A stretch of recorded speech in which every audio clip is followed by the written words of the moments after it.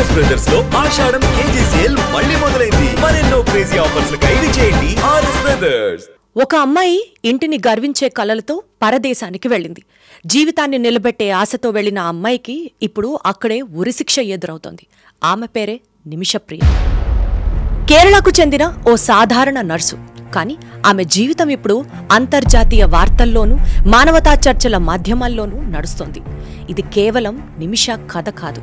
ఇది ఒక తల్లి పోరాటం, ఒక కుటుంబం గుండె చెరిగే వేచిచూపు, ఒక దేశం మానవత్వాన్ని నిలబెట్టే ప్రయత్నం. నిమిష ఎవరు?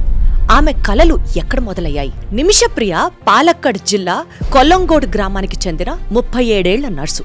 తల్లిదండ్రులు గృహ పనులలో నిమగ్నమై ఉండగా ఆమె కుటుంబాన్ని ఆదుకోవాలని 2008లో యెమెన్ వెళ్ళింది. ప్రభుత్వ ఆసుపత్రిలో నర్సుగా పనిచేసింది. అక్కడ జీవితం చక్కదిద్దుకుంటూ 2011లో తిరిగి ఇండియా వచ్చి టోమీ థామస్ అనే వ్యక్తిని పెళ్లి చేసుకుంది. కానీ తర్వాత మళ్లీ యెమెన్ వెళ్లిన నిమిష 2015లో తక్కువ జీతానికి ఆసుపత్రిలో పనిచేయడం కాకుండా తన సొంత క్లినిక్ ప్రారంభించాలి అని నిర్ణయించుకుంది. దీనికి చాలా కారణాలున్నాయి. పెళ్లవడం, తనకంటూ ఒక కుటుంబాన్ని ఏర్పడడం, దాని తర్వాత ఖర్చులు పెరగడం, ఆదాయం సరిపోవట్లేదు కదా, నేనే సొంతంగా ఎందుకు క్లినిక్ ఓపెన్ చేయకూడదు అన్నది ఆమె ఉద్దేశం. అయితే యెమెన్లో విదేశీయులు వ్యాపారం చేయాలంటే స్థానిక యెమెన్ పౌరుణ్ణి భాగస్వామిగా పెట్టుకోవాల్సిందే. అలా ఆ క్లినిక్ సూపర్వైజర్తో నిమిషాకి పరిచయం ఏర్పడడం, 63% షేర్ తను స్టార్ట్ చేయబోతున్న కొత్త క్లినిక్లో ఆ ఓనర్కి రావడం, అలాగే 33% తను ఎక్స్పీరియన్స్ చేయడం అన్నది వీళ్ళిద్దరి మధ్యలో డీలు. ఇందులో భాగంగా తలాల్ అబ్దో మహదీ అనే వ్యక్తితో క్లినిక్ని మొదలుపెట్టింది. ఆయనకు నిమిషప్రియ వైపు పూర్తిగా ఆధిపత్యం ఏర్పడడం మొదలైంది. ఆమె పాస్పోర్ట్ని తీసేసుకొని ప్రయాణాన్ని నిరాకరించేవాడు. క్రమంగా క్లినిక్లోంచి వస్తున్న ఆదాయాన్ని కూడా తన వైపుకే మళ్లించుకునేవాడు. ఇంకా చెప్పాలంటే ఆమెను ఫిజికల్గా, మెంటల్గా వేధించాడని ఆమె తల్లి ప్రేమకుమారి కూడా చెప్తున్నారు. ఇక్కడ నిమిషప్రియకి కూడా తెలియకుండా ఒక ఘటన జరిగింది. భారతదేశానికి తిరిగి వెళ్లిన నిమిషప్రియ తన భర్తని, కూతుర్ని కలవడానికి వెళ్ళినప్పుడు తలాల్ అనే వ్యక్తి ఎవరినైతే నమ్మి క్లినిక్తో తనతో పాటు భాగస్వామ్యానికి ఒప్పుకుందో తనకి తెలియకుండానే తలాల్ మోసం చేయడం సాగింది. తలాల్ వీళ్ళిద్దరి మ్యారేజ్ ఫొటోసు నిమిషప్రియకి తెలియకుండా ఫోటోలు తీయడం, అలాగే టామీ థామస్ ని ఆ ఫోటో నుంచి వేరు చేయడం, అంటే ఫోటోని మార్ఫ్ చేసి తలాల్ అండ్ నిమిషప్రియ ఇద్దరు భార్యాభర్తలుగా అక్కడ గవర్నమెంట్ కి సంబంధించి ఒక మ్యారేజ్ సర్టిఫికేట్ ని నిమిషప్రియ ప్రమేయం లేకుండా తీసుకోవడం జరిగింది. ఆ మ్యారేజ్ కి రిజిస్ట్రేషన్ చేయడం జరిగింది. యెమెన్ రూల్స్ ప్రకారం భర్త చెప్పేదే వేదం, భర్త చెప్పినట్లుగానే ప్రవర్తించాలి. సో ఇక్కడ మనం గమనించాల్సిన విషయాలు ఏంటంటే, తలాల్ ఆమెను తన అంగీకారం లేకుండా, తెలియకుండా పెళ్లి చేసుకుని మ్యారేజ్ రిజిస్టర్ చేశాడు. అంతేకాకుండా ఆమె పాస్పోర్ట్ని లాక్కున్నాడు.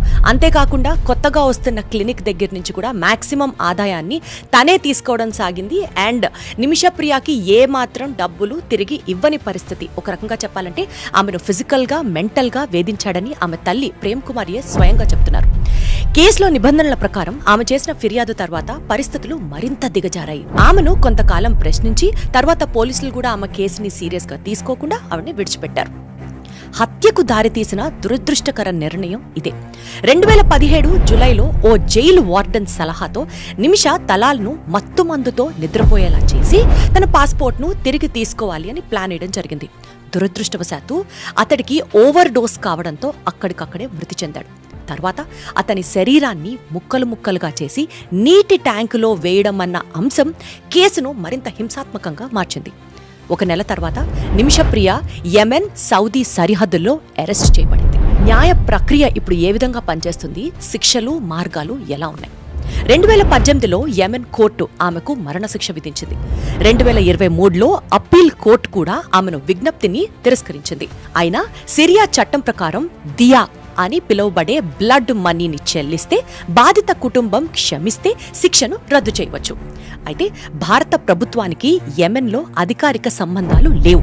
యెమెన్ రాజధాని సనా ప్రస్తుతం హౌతీ రెబెల్స్ ఆధీనంలో ఉంది. వాళ్లను ఎవరూ అధికారికంగా, ప్రభుత్వంగా గుర్తించలేదు. దీంతో నేరుగా ప్రభుత్వ స్థాయిలో జోక్యం కుదరకపోయింది. చివరి క్షణం వరకు నిమిషప్రియ పోరాటం కొనసాగుతూనే ఉంది. 2025 జూలై 16న ఆమెకు ఉరిశిక్ష అమలు కావాల్సి ఉంది. చివరి క్షణంలో మత పెద్దలు, మానవ హక్కుల సంఘాలు, కుటుంబాల చొరవతో వాయిదా పడింది. కానీ బాధితుడి సోదరుడు మాత్రం న్యాయం జరగాలి, ఆలస్యమైనా ఏమీ కాదు అంటూ సామాజిక మాధ్యమాలలో పోస్ట్ చేశారు. ఈ ప్రయత్నాల్లో ముందుగా ఉన్నవారు కాంతాపురం ఏపీ అబూబకర్ ముస్లిమయార్ గారు. ఆయన ద్వారా యెమెన్కు చెందిన సుఫీ పీఠాధిపతి హబీబ్ ఉమర్ బిన్ హఫీజ్ బాధిత కుటుంబాన్ని ఒప్పించే ప్రయత్నంలో ఉన్నారు. అసలు ముందు ఇలాంటివి జరిగాయా? భారతీయులు విదేశాల్లో ఇలానే శిక్షకు గురై దియా ద్వారా క్షమించబడ్డ సందర్భాలు కూడా ఉన్నాయి. అబ్దుల్ రహీం అనే డ్రైవర్ సౌదీలో దియా చెల్లించడంతో ప్రాణదండన నుంచి తప్పించుకున్నారు. యెమెన్లో అమీనా ఆల్ రుఫైఫ్ 1998లో 14 ఏళ్ల వయసులో హత్య శిక్ష పడగా అంతర్జాతీయ ఒత్తిళ్ల కారణంగా అతను విడిచిపెట్టడం జరిగింది.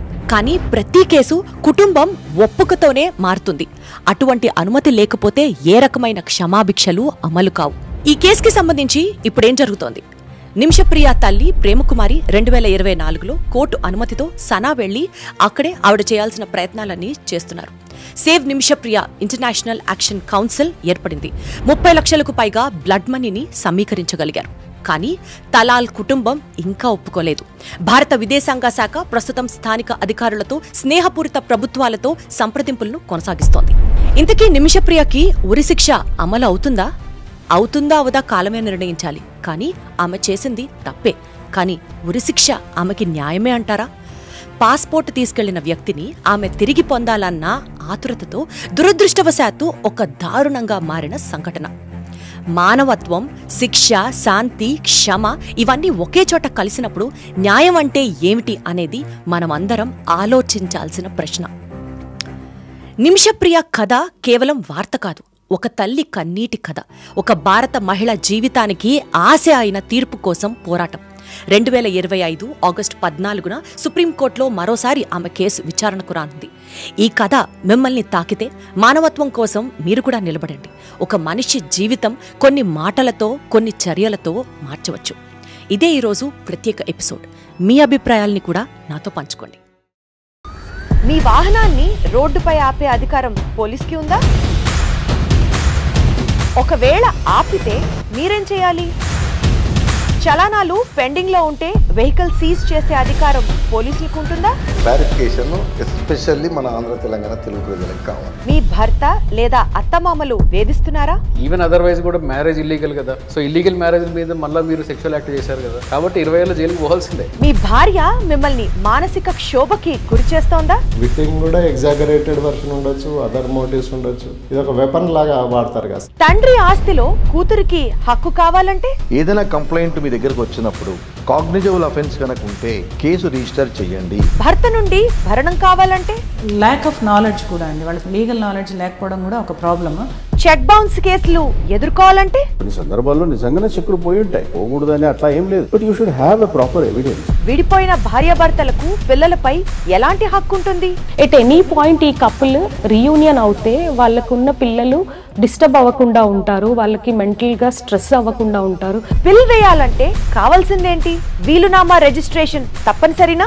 ఇవే కాదు, ప్రముఖ క్రిమినల్, సివిల్ లాయర్లు, పబ్లిక్ ప్రాసిక్యూటర్స్, రిటైర్డ్ మెజిస్ట్రేట్లు, జడ్జీలు, జస్టిస్ల సలహాలు, సూచన. ప్రత్యేక కార్యక్రమం లాయర్ సాబ్ కేవలం మీ IGN లో మాత్రమే.